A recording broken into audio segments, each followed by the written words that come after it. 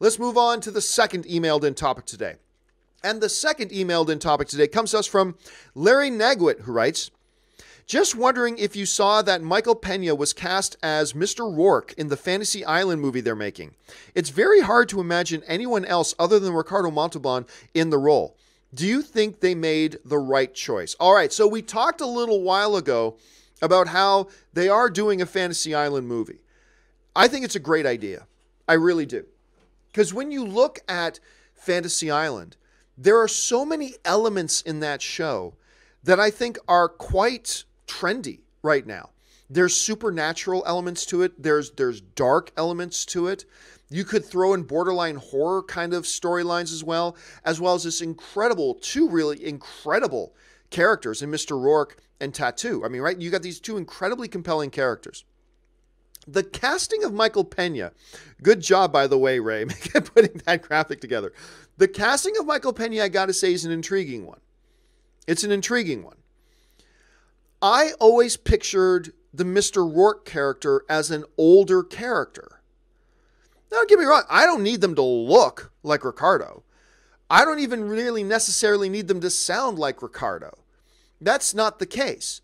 But when you understand the nature of the show, I just kind of expect somebody like a Mr. Roarke to be played by a more experienced individual person, you know, an older person with some more years on them. I was just kind of expecting that. So understanding that that was my expectation, the announcement that Michael Pena was going to be playing it did catch me by surprise.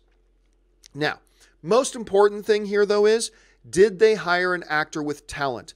Obviously, yes. Michael Pena is great. Michael Pena has just turned into one of the most solidly reliable actors you can possibly cast. You put him in your movie, you don't even have to give that role a second thought now. You know he's going to deliver on that role. I'm not saying he's a top 5 actor in the business today, not at all, but he is solidly reliable. And so getting a guy like that with that talent level to play any role is always good news. Would he have been my first choice? No, but that's, again, that's not a commentary on Michael Pena's talent. He's obviously super talented. It's more a commentary on my starting kind of expectation that Mr. Roarke would be played by an older dude. That's it. That's my only question mark here. So it raises some questions for me. Is this going to be like a Fantasy Island origin story with a younger Mr. Roarke? Is that the way that could be going?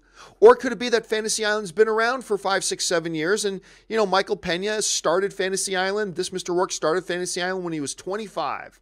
And he's been doing it for 10 years now. I mean, I don't know. But it does raise some questions about where is this movie going to take place as far as what era it's going to take place in and all that kind of stuff. So we'll have to wait and see. Overall, though, it's never a bad decision to add talent. And specifically, it's never a bad decision to add Michael Pena to your project. So there's that. All right. Let's move on to the third email today.